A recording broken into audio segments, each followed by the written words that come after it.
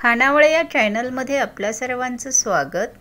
तर आज आपण बनवणार आहोत ओल्या नारळाचे लाडू। अशा साध्या सोप्या स्वादिष्ट रेसिपीसाठी खानावळ चॅनलला सबस्क्राइब करा आणि रेसिपी आवडली तर लाईक पण करा। तर ओल्या नारळाचे लाडू बनवण्यासाठी आपण मध्यम आकाराचा नारळ फोडून घेतलाय आणि पाटची साल काढून घेतली। ती काळी साल असते ना तशी सगळी चाकूने काढून घ्यायची। मस्तपैकी नारळ धुवून घेतला। आता ह्याच्या आपण काचऱ्या करून घेऊ, म्हणजे असे पातळ पातळ काप करून घेऊ।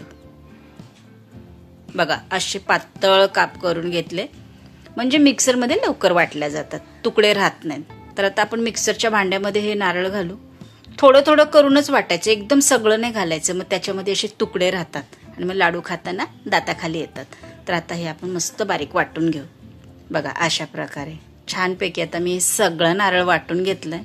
बघा मस्त दिसतंय ना, पांढरा शुभ्र एकदम छान होतं ते लाडू। आता मिक्सरच्या भांड्यामधून सगळं नारळ काढून गरम करून घेऊ। कढई मस्त गरम झाली, अगदी कडकडीत गरम नाही करायची। आता मी अर्धा वाटी साखर घेतली, छोटीशी वाटी। तुम्हाला आवडेल तेवढी साखर घालू शकता, आपल्या आवडीप्रमाणे, कमी जास्त। तर ह्याच्यासाठी पिठी साखर टाकायची गरज नाही, आपली जी नॉर्मल घरातली साखर आहे तीच घालू शकतो। तर ही अर्धा वाटी पाणी पण घालू। आपल्याला पाक नाही बनवायचा आहे, मस्त अशी एक उकळी काढायची आणि साखर विरघळेल अशीच एक आपल्याला उकळी द्यायची आहे।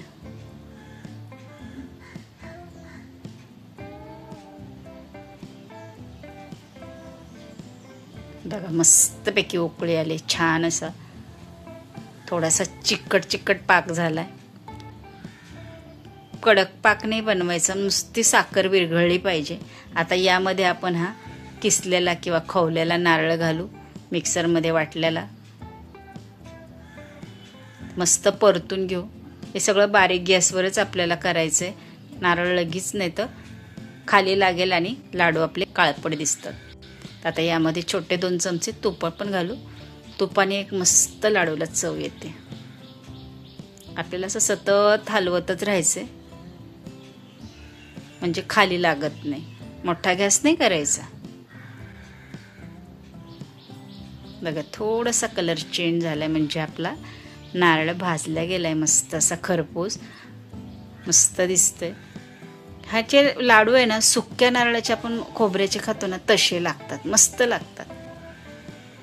एकदम ड्राय नाही करायचं, थोडंसं असं ओलसर राहिलं पाहिजे। आता यामध्ये मी 4 काजू खलबत्त्यामध्ये कुटून घेतले, ते घालू। तुम्ही ह्या नारळासोबत वाटले ना काजू तरीही चालते। परत सगळं मिक्स करून घेऊ आणि आता आपण हा गॅस बंद करून घेऊ। 10 ते 15 मिनिटं कोमट झाल्यानंतर बघा हात लावू शकतो आपण मिश्रणाला। थोडीशी अशी पाव चमचा इलायची पूड घालू। सगळं मिश्रण मध्ये असं छान मिक्स करून घेऊ। मस्त झालंय मिश्रण, असं चिकट चिकट लाडू बांधता येऊ शकतो। म्हणून अगदी कोरडफट नाही करायचं, थोडंसं असं ओलसरपणा पाहिजे त्याच्यात, चिकटपणा, म्हणजे लाडू बांधता येतं। बघा आपल्या ह्या मिश्रणाचा मस्त गोळा होतोय, असा हातावर घ्यायचा आणि मस्तपैकी दाबून लाडू बांधायचा, अजिबात फुटत नाही। बघा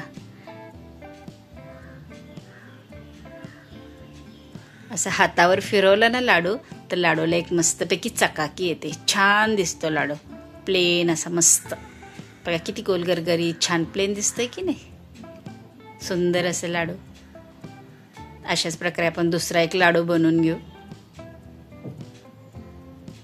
अगदी सोपे आहेत आणि हे लाडू आहे ना 1 ते 1.5 महिना सहज असे बाहेर राहतात, फ्रीजमध्ये न ठेवता, आणि छान लागतात, पौष्टिक पण आहेत। बघा इझिली पटकन होतं। अशाच प्रकारे आपण सगळे लाडू बनवून घेतले।